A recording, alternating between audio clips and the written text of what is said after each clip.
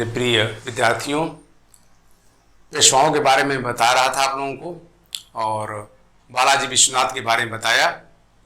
और बालाजी विश्वनाथ की जब 1720 में मृत्यु हो गई तो उनका जो बेटा था बाजीराव, अब वह गद्दी पर बैठा।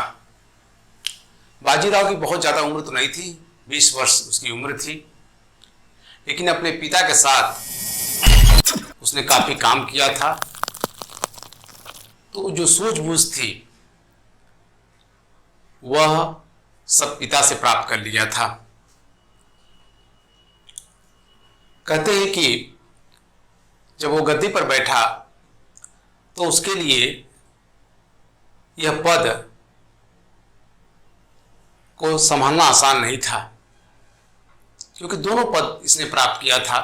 जैसा कि आप लोग को बताए थे कि सेनाकर्ते और पेशवा दोनों पद चल रहा था, तो इसके समक्ष कई चुनौतियां थीं, कई ऐसे बातें थी जो इसके लिए चुनौतीपूर्ण हो सकती थी। जैसे निजाम से चौथ और सरदेशमुखी लेना, क्योंकि वो देने में मनाही कर रहा था। और दूसरा था कि जो कोल्हापुर के संभाजी शासक थे तथा सतारा के जो साहू थे, तो इन लोगों को, जो शिवाजी के वंशज थे, वह इनको अपना राजा मानने के लिए तैयार नहीं थे। कहते हैं कि बाजीराव ने इन चीज़ों को बड़े अच्छे से एक खिलाड़ी की भांति सुलझा लिया। वह बाजीराव मुगलों का पतन, भावी पतन को कह सकते हैं, समझ लिया था। इसीलिए उसने साहू को अपने शब्दों में ललकारा कि अब समय आ गया कि हम विदेशियों को भारत से निकाल दें और हिंदुओं के लिए अमर कृति प्राप्त कर लें। आओ हम इस पुराने वृक्ष के खोखले तने पर प्रहार करें, सखाएं तो स्वयं ही गिर जाएंगी। हमारे प्रयत्नों से मराठा पताका कृष्णा नदी से अटक तक फहराने लगेगी। कहते हैं कि इस जोशीले भाषण से साहू ने भी कहा कि आप निश्चय से हिमालय के पार गाड़ देंगे। सत्य ही आप योग्य पिता के योग्य पुत्र हैं। दरअसल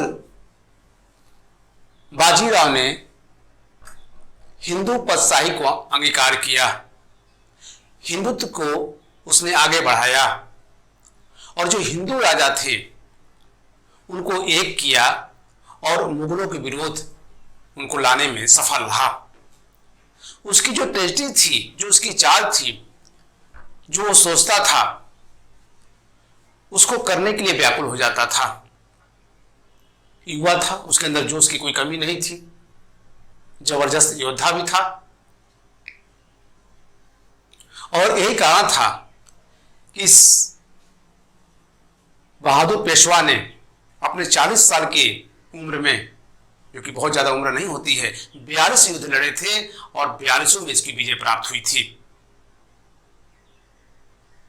बहुत कम देखने को हमारे इतिहास में मिलता है जब ऐसा योद्धा इतने कम समय में इस संसार से विदा हो गया हो और इतना भयानक युद्ध किया हो। कई बार तो इसने अपनी जान जोखिम में डाल करके युद्ध किया था। निश्चित है जाबाज था, इसमें कोई दो राय नहीं। आपको बता दें कि निजाम, जिसका नाम था निजाम उल मुल्क उर्फ चिनक्रेज खां, जिसके बारे में हम ऑलरेडी चर्चा कर चुके हैं, ये 1724 में स्वतंत्र रूप से हैदराबाद राज्य की नींव रखा था। लेकिन इसकी इतनी ताकत नहीं थी, इसकी इतनी क्षमता नहीं थी कि मराठों से लुभा ले सके। और विशेषकर तब जब बाजीराव का उदय हो गया हो तब। तो जब बाजीराव 1725-26 में कर्नाटक अभियान पर गया था, तभी इसको मौका मिल गया और कहते हैं कि कोल्हापुर के जो संभाजी थे उसको इसने सहायता देने के लिए तैयार हो गया और सहायता भी दिया उसने और साहू के खिलाफ उसको खड़ा कर दिया। कहते हैं कि लगभग साहू जो है इसकी अधीनता स्वीकार कर लिए। तभी कर्नाटक अभियान से बाजीराव की वापसी होती है और उसने निजाम से लोहा लिया। और आपको बता दें कि 1728 में पालखेड़ के समीप एक स्थान है भोपाल के निकट, यहीं के समीप निजाम को बुरी तरह से इसने पराजित किया। और पराजित ही नहीं किया बल्कि इनको संधि करने के लिए बाध्य भी कर दिया निजाम को। करारी हार हुई और जिसे मूंगी शिव गांव की संधि के नाम से जाना जाता है, ध्यान रखिएगा, मूंगी शिव गांव की संधि के नाम से जाना जाता है। इस संधि के तहत निजाम मराठों को चौथ और शरदेशमुखी देने के लिए तैयार हो गए और कोल्हापुर को अब सहायता नहीं देंगे इसके लिए भी तैयार हो गए। अगर आप करते हैं तो आपके साथ फिर सही बर्ताव जो किया जाता है वही किया जाएगा। तो इस तरह से निजाम की करारी हार हुई, लेकिन निजाम हमेशा मौके की तलाश में था, जिसकी चर्चा हम आगे करते रहेंगे। आपको बता दें इसी दौरान उसने गुजरात और मालवा की भी विजय किया।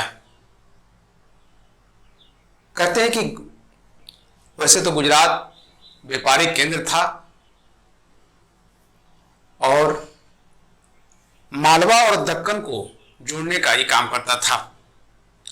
तो सबसे महत्वपूर्ण बात था कि इसकी विजय करना। कहते हैं कि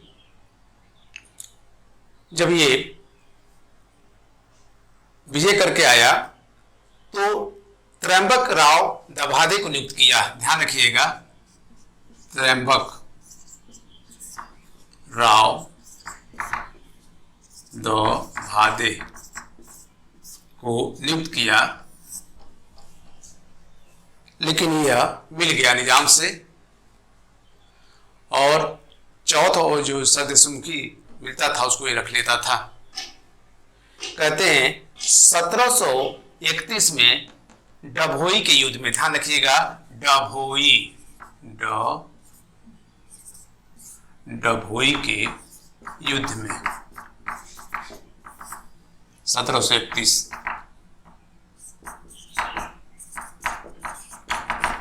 में बाजीराव ने त्रयंबक राव दभादे को पराजित किया और अपने अधीन कर लिया।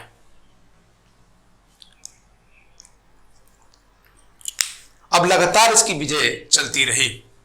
आप लोगों को यह भी बता दें कि इसी के बदौलत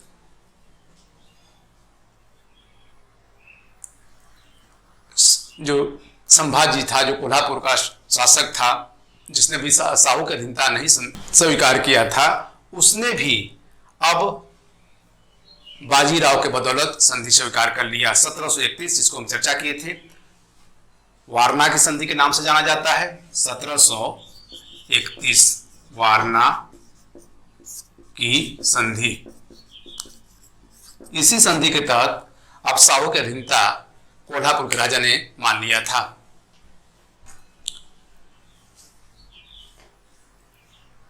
अब हम चर्चा करेंगे बुंदेलखंड की विजय की चर्चा करेंगे। दरअसल 1728 यहां का शासक छत्रसाल था। ध्यान रखिएगा, छत्रसाल था। उसी समय इलाहाबाद का जो सूबेदार था मोहम्मद खां बंगश था। ध्यान रखिए, उसका नाम था मोहम्मद खां बंगश।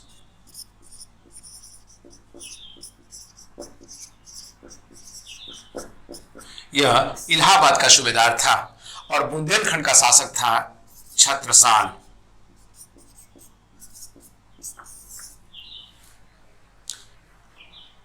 तो जब मोहम्मद खां बंगश इलाहाबाद पहुंचा तो अपने विस्तार करने लगा और बुंदेलखंड के काफी क्षेत्रों को इसने विजित कर लिया। और यही नहीं बल्कि अपने विजय अभियान में जयपुर का क्षेत्र भी जीत लिया था मोहम्मद खां बंगश ने। तो छत्रसाल ने अपना राज्य बचाने के लिए, अपना साम्राज्य बचाने के लिए बाजीराव को निमंत्रण भेजा कि आप मेरी सहायता करिए। कहते हैं कि बाजीराव ने बहुत तीव्र गति से राजपूताना प्रांत को लांघता हुआ वह बुंदेलखंड पहुंचा। वैसे तो बाजीराव कभी आमने सामने कम युद्ध करते थे, गुरिल्ला युद्ध उनको ज्यादा भाता था। इसीलिए शिवाजी के बाद अगर सबसे बेहतरीन तरीके से गुरिल्ला युद्ध अगर कोई लड़ा तो वह बाजीराव थे। मोहम्मद खां बंगश पूरी तैयारी कर रखा था, इसके पास विशाल सेना भी थी, लेकिन बाजीराव की एक खासियत थी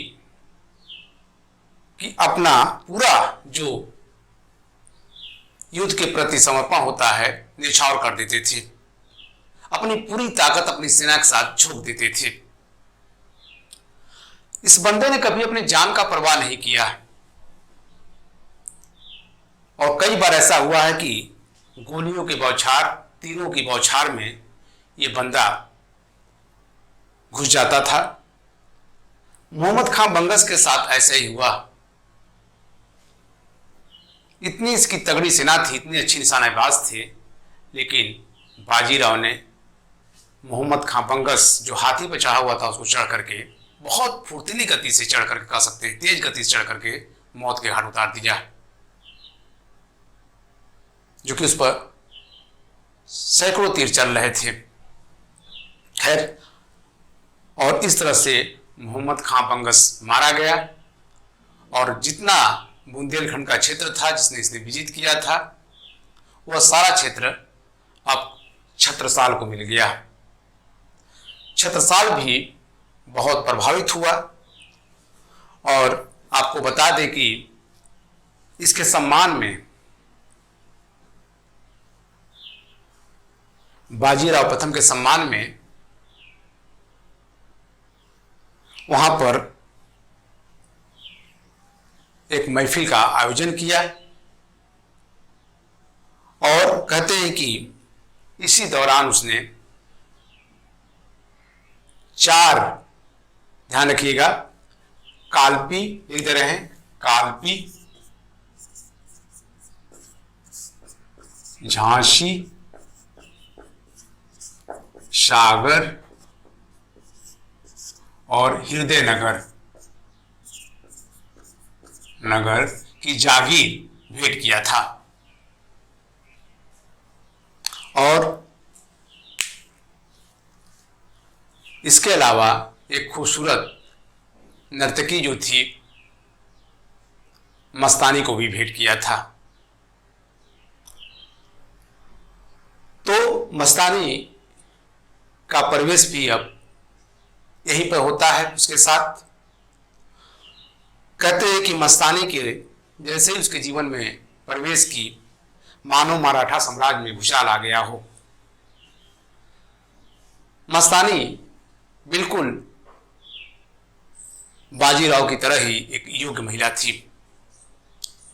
खूबसूरत तो थी ही थी, लेकिन वो घोड़सवारी बहुत अच्छा करती थी, तीर बहुत अच्छा चलाती थी। लेकिन चूंकि वो मुस्लिम महिला थी और ये कट्टर ब्राह्मण थे,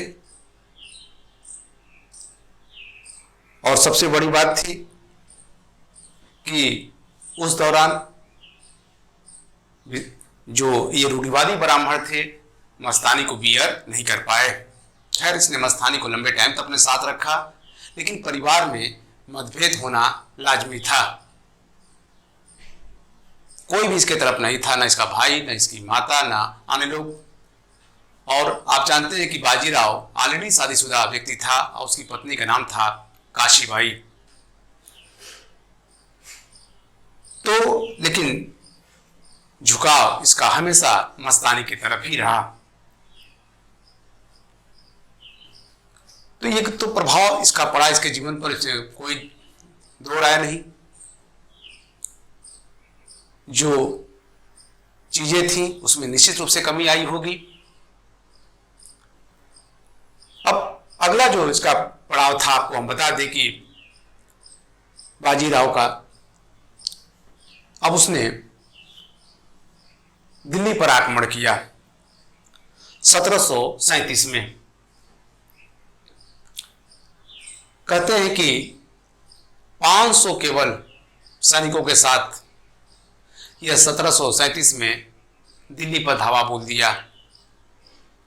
और जब दिल्ली पर धावा बोला तो वहां का जो मुगल सम्राट था मोहम्मद शाह रंगीला, वो भागने की तैयारी कर लिया था, लेकिन सादत खां इत्यादि मिल करके और ढेर सारा इसको धन की बंदोबस्त किए, और केवल 3 दिन में ही अब ये क्लियर हो गई थी कि दिल्ली पूरी तरह से क्या हो गई है, खोखली हो गई है। अब कहते हैं कि जब ये दिल्ली से वापस जा रहा था तो मोहम्मद शाह रंगीला ने निजाम को रोकने के लिए कहा था। निजाम, वही निजाम जिसको भी इसके पहले पराजित किया था। अब निजाम में वो दमखम नहीं था, और सबसे महत्वपूर्ण बात थी कि बाजीराव को रोकना निजाम की बस की बात भी नहीं थी। ये साधारण आदमी नहीं था, इसको इतिहास में उतना नमन नहीं किया गया, लेकिन रियल में एक योद्धा था। कहते हैं कि भोपाल के निकट बुरी तरह से निजाम को पराजित भी किया। और आपको बता दें कि ये बहुत महत्वपूर्ण बात था, और कहते हैं कि दुरई सराय की संधि करने के लिए बाध्य भी कर दिया था 7 जुलाई 1738 को। ये भी बहुत इंपॉर्टेंट है, जो निजाम से इसकी संधि हुई, और इस संधि के तहत निजाम ने भी इसकी अधीनता एक तरह से मान लिया था। तो इसको रोकना अब निजाम की बस की बात नहीं थी। दिल्ली के पर आक्रमण से ये पूरी तरह से क्या हो गया था, क्लियर हो गया था। आपको हम बता दें कि इसके बाद से तो बाजीराव की सबसे एक महत्वपूर्ण और विजय थी बसीन की विजय 1739। मराठों ने चिमना जी के निर्देशन में, ध्यान रखिएगा चिमना जी बाजीराव के छोटे भाई थे, उन्हीं के निर्देशन में पुर्तगालियों से बसीन को छीन लिया था। ये बहुत महत्वपूर्ण बात थी कि किसी यूरोपीय शक्ति से मराठों ने उसके भूभाग को छीन लिया था। उसका कारण था कि जो निजाम थे और जो वहाँ का उप सूबेदार था, जो संधि हुई थी उसका वो पालन नहीं कर रहे थे। इस कारण से ऐसा हुआ। बाद में 7 मार्च 1740 को मूंगी पैठन की संधि से यह तय हुआ कि एक दूसरे के आंतरिक मामलों में अब कोई हस्तक्षेप नहीं करेगा। आज जो समझौता हुआ है वो दोनों पक्ष को पालन करना क्या होगा, अनिवार्य होगा। इस तरह से बाजीराव और उसके जो सरदार थे बहुत तेजी से उन भूभागों पर कब्जा किए जो अभी मराठा साम्राज्य से दूर था। सरदेसाई लिखते हैं कि अब साहू एक छोटे से भूभाग के अब राजा नहीं थे। जिस तरह से शिवाजी ने बड़े भूभाग पर शासन किया, साम्राज्य अपना स्थापित किया था, अब उतने बड़े भूभाग पर उससे भी कहीं ज्यादा अब साहू राजा हो गए।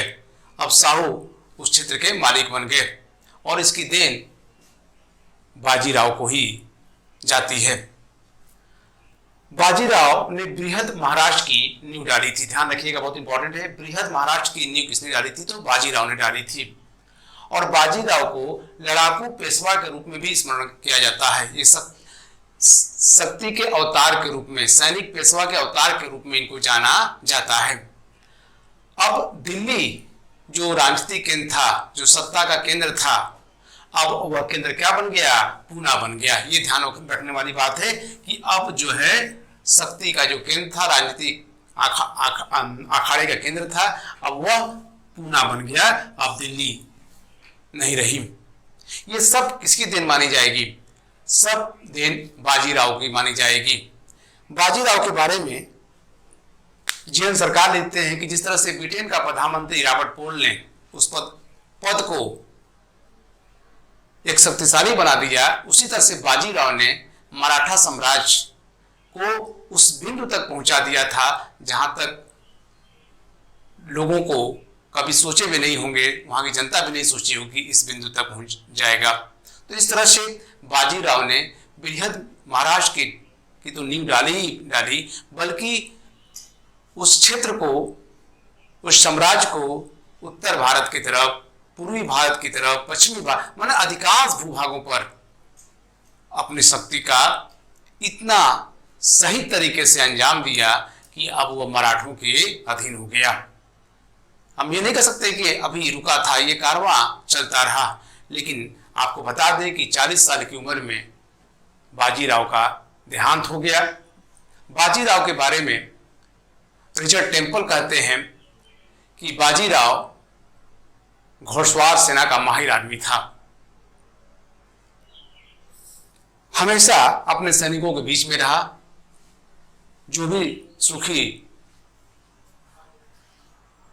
भी खाना मिला, जो भी चीजें मिली, अपने सैनिकों के बीच में ही खाया, उनके साथ जिया, उनके साथ दुख भी व्यक्त किया, उन्हीं के साथ सुख भी व्यतीत किया।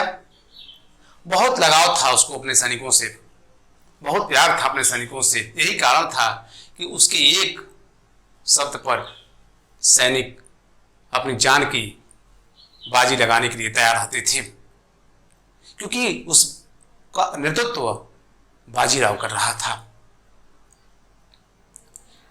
बाजीराव के बारे में एक कहावत है कि मोहम्मद शाह रंगीला का, जब आप जानते हैं कि मोहम्मद शाह रंगीला के कई भूभागों पर उसने आक्रमण किया और मनचाहा उनसे धन प्राप्त किया, तो एक बार एक चित्रकार को उसने बाजीराव का चित्र बनाने के लिए भेजा था।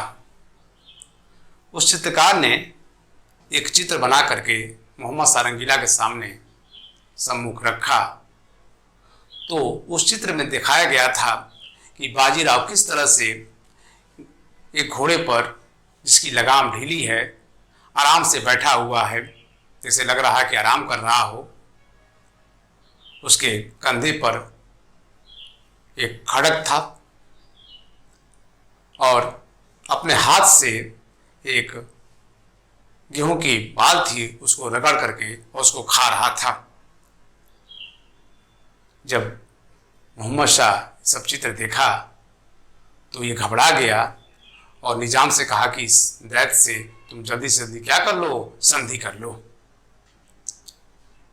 तो निश्चित है कि बाजीराव अपने जमाने का एक बहुत बड़ा योद्धा था।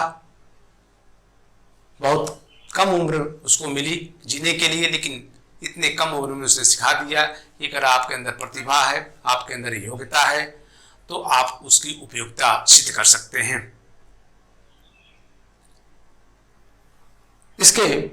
तो इस तरह से बाजीराव ने एक कह सकते हैं कि बृहद साम्राज्य का नींव डाल दिया था। उसकी नींव की शुरुआत तो बालाजी विश्वनाथ ने किया था, लेकिन उसको आगे बढ़ाने का कार्य बाजीराव ने किया। अब इसके बाद अगला जो शासक आएगा हम उसकी चर्चा करेंगे। हम आपसे आशा करते हैं कि आप हमारे जो वीडियो है उसको आप लाइक करिए, जो चैनल है उसको सब्सक्राइब करिए। और बहुत से ऐसे हमारे अभी भी छात्र हैं जो अभी दूर हैं, जिनको पता नहीं है कि मेरा वीडियो अभी चल रहा है। लॉकडाउन के कारण कोशिश मेरी होती रहती है कि उनके पास पहुंचता रहे। तो मैं आप लोगों से आग्रह करूंगा कि आप उनको बताते रहिए। सबसे बड़ी बात है कि कुछ बिहार के छात्र, झारखंड के छात्र हमारे वीडियो को देख रहे हैं, उनको पसंद आ रहा है और मेरी कोशिश रहती है कि मैं अधिक से अधिक देने का प्रयास करूं। कुछ टॉपिक को लोग कह रहे हैं कि सर एग्जाम की दृष्टि से जरा उसको आप बताइए, तो मैं कोशिश करूंगा कि उस पार्ट को बताऊं। और एक चीज़ और बता दूं कि जो अब अगला हमारा जो वीडियो आएगा उसमें कुछ क्वेश्चन बैंक आएंगे जो बिहार दरोगा से रहेगा, क्योंकि बिहार के लड़के काफ़ी देख रहे हैं हमारे वीडियो को। और जो बीओ की परीक्षा है, खंड शिक्षा अधिकारी उत्तर प्रदेश की है, वो भी अगस्त में है, और बिहार दरोगा की परीक्षा अगस्त में है। तो इस पर हम 50 क्वेश्चन आपको 25 से 30 हिस्ट्री का रहेगा और शेष जो है संविधान से रहेगा। उसको हम बना करके एक अच्छा कलेक्शन देंगे और उसको हम चर्चा करेंगे ताकि आपको एक अच्छा सा क्वेश्चन बैंक मिल जाए।